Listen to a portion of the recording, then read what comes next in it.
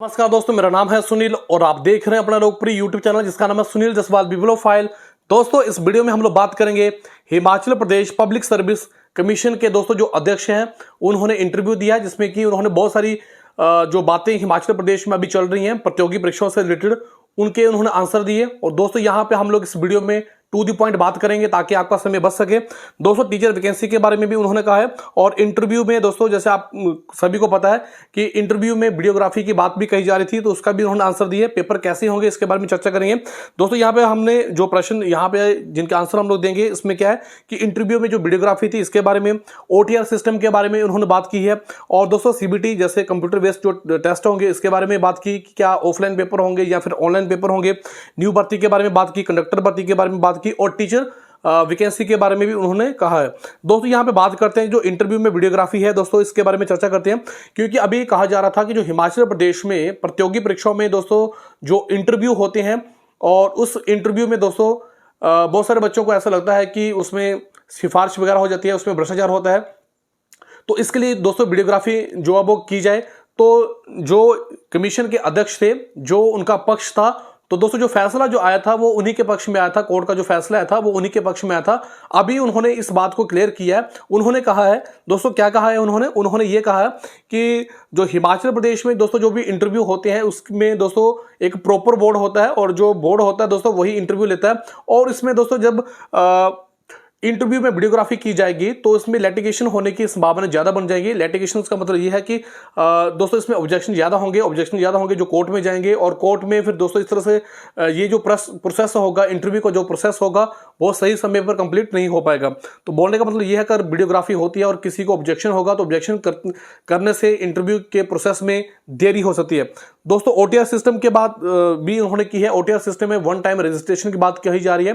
दोस्तों, जो OTR system था इसमें अगर आप लोगों ने अभी तक नहीं किया तो उसे कर लें।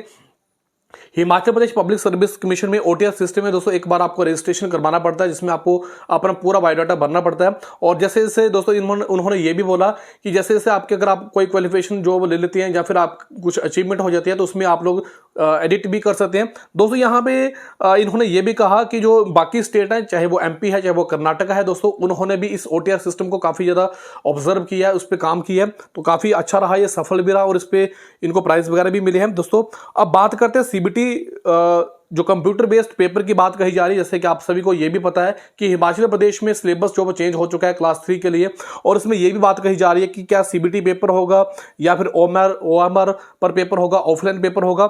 दोस्तों, यहां पे इन्होंने ये बोला है कि अगर Himachal Pradesh public service commission Shimla की बात कही जाए तो दोस्तों इन्होंने कहा है कि अगर ऑनलाइन पेपर होते हैं तो ये 350 के करीब जो कैंडिडेट होंगे, दो स्टूडेंट होंगे, उनके पेपर जो वो कंडक्ट करवा सकते हैं और इनके पास इतनी कैपेसिटी है। लेकिन दोस्तों अगर आप लोग 1 लाख बच्चे की बात करेंगे तो 1 लाख बच्चे को पेपर कंडक्ट करवाना इनके लिए पॉसिबल नहीं है क्योंकि उस तरह से सिस्टम नहीं है। और दोस्तों जब कंप्यूटर बेस्ड पेपर होंगे, अगर किसी थर्ड एजेंसी को पेपर करवाने के लिए सौंपा जाएगा दोस्तों तो इसमें क्या होगा कि उसमें प्रॉब्लम हो सकती है। और जैसे उन्होंने ये भी बात कही है कि बहुत सारे ऐसे पेपर हुए जब थर्ड एजेंसी ने दोस्तों जो पेपर कंडक्ट करवाए हैं तो उसमें गड़बड़ियां पाई गई हैं। तो अगर इसमें इन्होंने ये भी बोला अगर सरकार चाहे तो कुछ भी कर सकती है और इनके पास जो टोटल कैपेसिटी है वो 350 के करीब बच्चों के पेपर कंडक्ट करवाने की है। क्योंकि अगर आप लोग देखें Himachal Pradesh public service commission की बात करेंगे तो इससे पहले दोस्तों ये जो वैकेंसी निकालते हैं ये इतनी ज्यादा वैकेंसी नहीं निकालते हैं तो उस हिसाब से इन्होंने अपना सिस्टम रखा हुआ है। लेकिन अगर आप लोग देखें अभी क्लास 3 में भी ऑनलाइन पेपर की बात कही जा रही है तो फिर ये काफी ज्यादा जो अब इसमें बड़ा रोल हो जाता है क्योंकि क्लास 3 में बहुत सारे बच्चे जो अप्लाई करते हैं।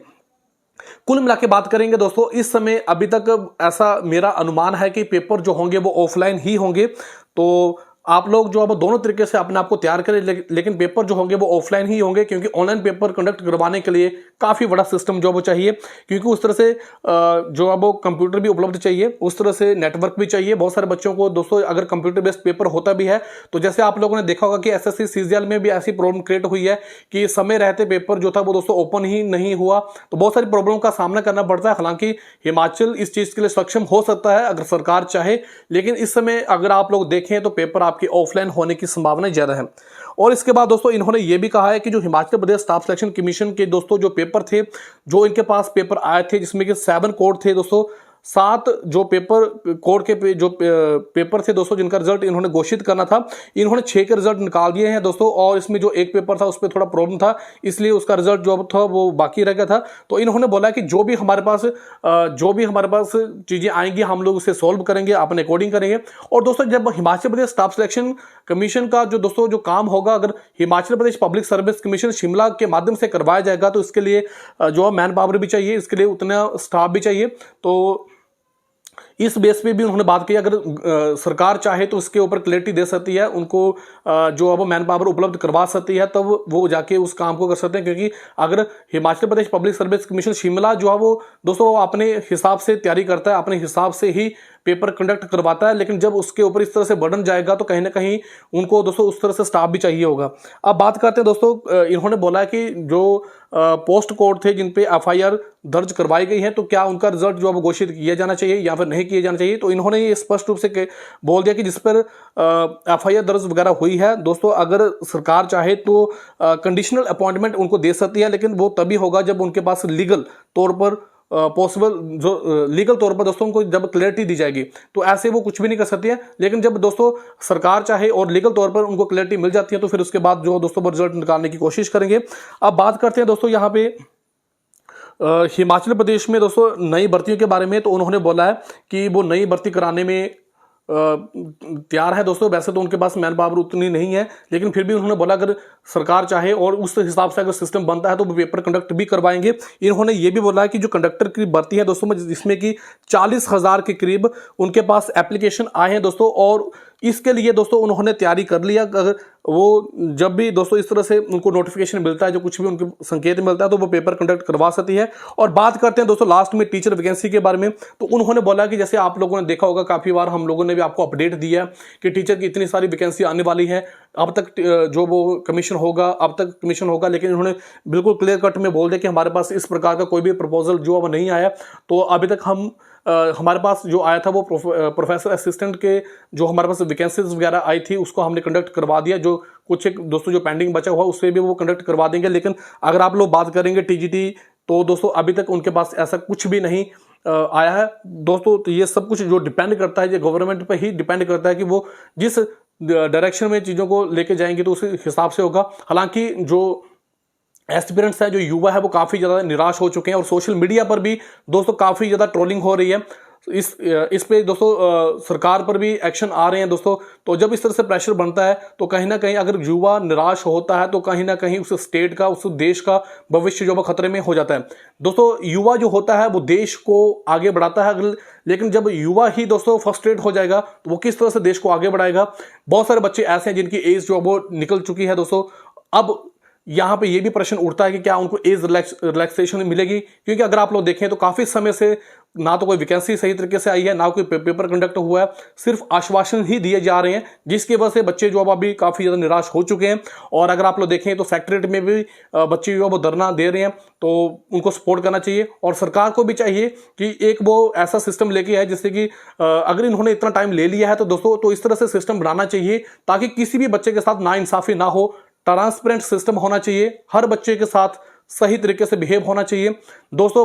जो एस्पिरेंट होता है वो काफी ज्यादा मेहनत करता है दोस्तों, वो अपने 4 या 5 साल अपनी जिंदगी के वहां पे लगाता है। अगर वो चाहे तो कहीं दूसरी फील्ड में जाके अच्छा कर सकता है, लेकिन वो चाहता है कि वो सरकारी नौकरी में आकर लोगों का भला करेगा दोस्तों, अच्छे तरीके से उसकी रेपुटेशन होगी, उसकी रिस्पेक्ट होगी। लेकिन जब इस तरह से दोस्तों निराशाएं हाथ में लगती हैं तो कहीं ना कहीं दिक्कत हो जाती है, युवा निराश हो जाता है, तो फिर कहीं ना कहीं भविष्य भी दोस्तों देश का भविष्य भी खतरे में पड़ जाता है। लेकिन यहाँ पे हम लोग यही उम्मीद कर रहे हैं कि जो सरकार है वो अच्छे तरीके से एक्शन लेगी और बहुत जल्द वैकेंसी भी निकालेगी, रिजल्ट भी निकालेगी, और जिन बच्चों की जो भी डिमांड है उनको पूरा करेगी। और यही हम लोग सरकार से उम्मीद लगा के बैठे हुए हैं। तो दोस्तों ये आज का वीडियो था। फिर अगर आपके मन में कोई प्रश्न है तो कमेंट बॉक्स में जरूर टाइप करें। दोस्तों ये वीडियो आपको कैसा लगा, आप अपनी राय कमेंट बॉक्स में जरूर बताएं। आप लोगों ने मुझे इतना समय दिया, आप सभी का बहुत बहुत धन्यवाद। थैंक यू वेरी मच दिल से।